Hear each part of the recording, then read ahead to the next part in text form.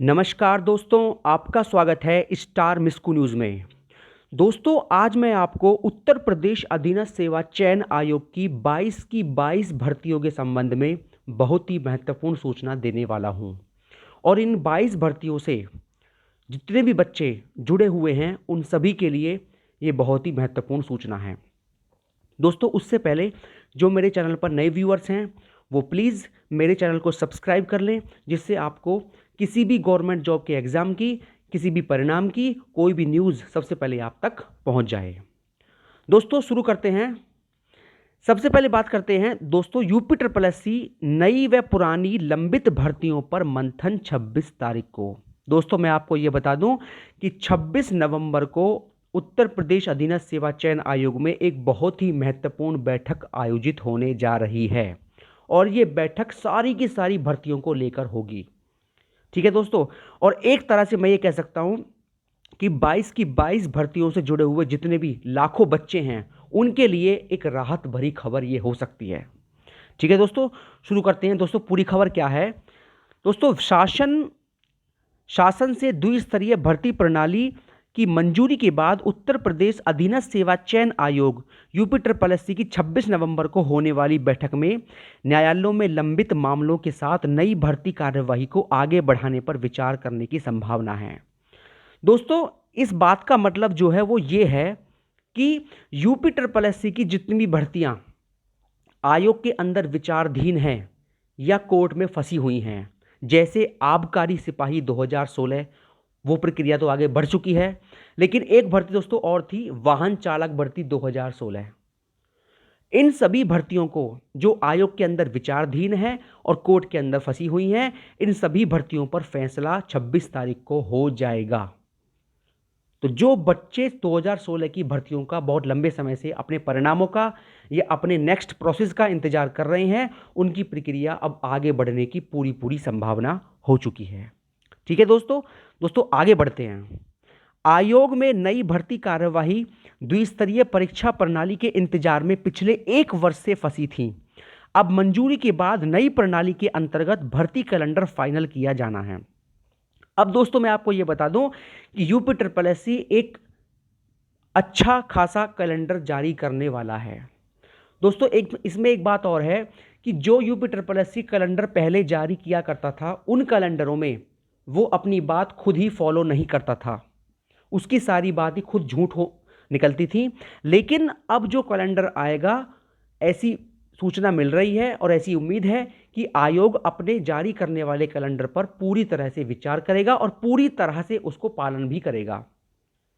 क्योंकि आयोग के आज तक जितने भी कैलेंडर आए हैं उन कैलेंडरों पर आयोग ने कभी 100% पालन नहीं किया। लेकिन अब ऐसी उम्मीद है और सूचना भी ये है कि आयोग अब जो भी कैलेंडर जारी करने वाला है उसका पूरा 100% उस कैलेंडर को फॉलो करेगा, उसका पालन करेगा। ठीक है दोस्तों, आगे बढ़ते हैं।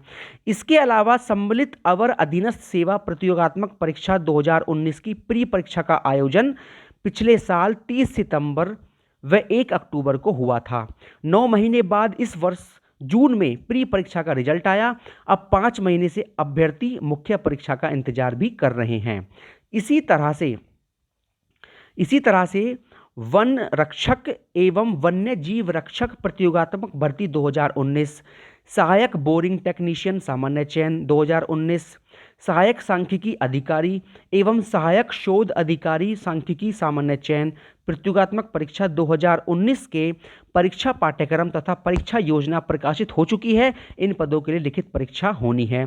दोस्तों, मैं आपको ये बात बता दूं कि यूपी ट्रिपल एससी की जितनी भी परीक्षाएं अभी तक आयोजित नहीं हो पाई हैं, जिनके फॉर्म आ चुके थे और उनके सिलेबस भी पूरा आ चुका था, लेकिन उनकी परीक्षा आयोजित नहीं हो पाई है, वो सारी परीक्षा आपकी ये हैं। ठीक है दोस्तों, तो 26 तारीख के बाद 26 तारीख की जो मीटिंग होगी, उस मीटिंग में इस बात पर भी पूरी तरह से मंथन होगा कि इन परीक्षाओं को कब किया जाना है। और उम्मीद करते हैं कि फरवरी या मार्च के महीने में ये परीक्षाएं आयोजित होनी शुरू हो जाएंगी। ठीक है दोस्तों, तो जो बच्चे अपनी परीक्षाओं का इंतजार कर रहे हैं उनके लिए भी ये बहुत बड़ी राहत भरी खबर है। दोस्तों, आगे पढ़ लेते हैं। अभ्यर्थी लिखित परीक्षा के कार्यक्रम का इंतजार कर रहे हैं। सम्मिलित अवर अभियंता, उप वास्तुविद, भर्ती 2016, सम्मिलित अवर अभियंता संगणक एवं फोरमैन सामान्य चयन 2018 की लिखित परीक्षा होनी है। इसके आवेदक भी परेशान हैं। होम्योपैथिक फार्मासिस्ट सामान्य चयन परीक्षा 2019 का परिणाम भी लंबित है। आयोग के चेयरमैन प्रवीर कुमार ने बताया कि 26 नवंबर को होने वाली बैठक में भर्ती कार्यवाही शुरू करने पर चर्चा होगी। कोरोना संक्रमण की वजह से जब लिखित परीक्षा आदि नहीं हो सकती थी, लंबित रिजल्ट जारी करने का काम किया गया था। जी हाँ, ये बात तो है, आयोग ने 7-8 रिजल्ट जारी किए हैं पिछले 4 महीनों में, इस बात में कोई शक नहीं है। लेकिन आयोग की एक बात गलत ये भी थी कि जब इन्होंने परीक्षा नहीं कराई थी, जबकि उस टाइम पर उत्तर प्रदेश लोक सेवा आयोग अपनी बहुत सारी परीक्षाएं करवा रहा था। जैसे पीसीएस प्री की परीक्षा हुई थी, खंड शिक्षा अधिकारी की परीक्षा हुई थी, आरओ एआरओ 2016 की प्री परीक्षा हुई थी।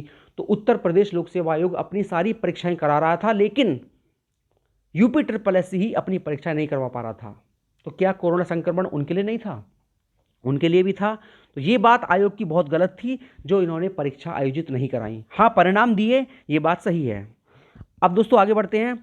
अब नई व पुरानी भर्ती की कार्यवाही तेजी से आगे बढ़ाई जाएगी। जी हाँ दोस्तों, जितनी भी पुरानी भर्तियां हैं उनकी भी और जो नई भर्तियां हैं उनकी भी कार्यवाही तेजी से आगे बढ़ाई जाएगी और आयोग आगे की कार्यवाही का कैलेंडर भी तैयार करेगा।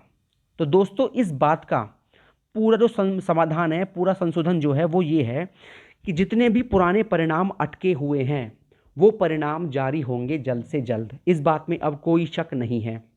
पहली बात तो ये, और दूसरी बात ये है जितनी भी परीक्षाएं होनी हैं, शायद 6-7 परीक्षा हैं यूपी SSS की जो होनी है, जिनका पूरा पाठ्यक्रम जारी हो चुका है। इन परीक्षाओं के बच्चे, लाखों बच्चे इन परीक्षाओं का इंतजार कर रहे हैं। उनके लिए भी राहत भरी खबर है और इनके लिए परीक्षा तारीखें जल्दी घोषित होने वाली हैं। 26 तारीख की मीटिंग के बाद ये परीक्षा तारीखें घोषित हो जाएंगी और परिणाम भी आपके बहुत ही जल्द जारी होंगे। और 26 तारीख की मीटिंग पर क्या फैसला होता है ये न्यूज़ मैं आपको सबसे पहले दे दूंगा। दोस्तों अब एक बात कर लेते हैं, मुख्य बात परिणाम की। दोस्तों परिणाम की जो मुख्य बात है वो ये है कि यूपी SSS के अंदर जो 2 परिणाम है उनकी सूचना कन्फर्म एकदम 100% प्राप्त हो रही है। जैसा मैं आपको पहले बता चुका हूं, एक तो केन सुपरवाइजर 2016 का अंतिम परिणाम बिल्कुल सूचना है कन्फर्म इसकी 100%। और दोस्तों एक परिणाम है JA बैकलॉग 2017, ये भर्ती है। इन 2 भर्तियों के परिणामों के बारे में, क्योंकि इन दोनों भर्तियों का अंतिम परिणाम जारी होना है, सीधा इनका अंतिम सूची आने वाली है और इन दोनों का परिणाम बनकर लगभग तैयार है। सूचनाएं प्राप्त हो रही है कि इनका परिणाम बहुत ही जल्द आयोग की वेबसाइट पर देखने को मिल जाएगा। ठीक है दोस्तों, तो जितने भी बच्चे अपनी परीक्षाओं का इंतजार कर रहे हैं, चाहे वो ASO की परीक्षा हो, चाहे वो लोअर PCS मेंस की परीक्षा हो, चाहे वो और अन्य परीक्षाएं हो, तो इन परीक्षाओं का आयोजन आयोग जल्द कराएगा, ऐसी उम्मीद अब लग रही है। 26 तारीख की बैठक के बाद पूरी स्थिति साफ हो जाएगी। ठीक है दोस्तों, तो दोस्तों यूपी SSS के संबंध में यही न्यूज़ थी और परिणामों की यही न्यूज़ थी। और जो भी कोई मुख्य न्यूज़ प्राप्त होती है वो आपको मेरे चैनल पर सबसे पहले आपको दी जाएगी। तो ठीक है दोस्तों, यही न्यूज़ थी। अगर आपको मेरी वीडियो पसंद आई हो तो मेरी वीडियो को लाइक कर सकते हैं, मेरे चैनल को सब्सक्राइब कर सकते हैं, वीडियो को शेयर कर सकते हैं। धन्यवाद दोस्तों।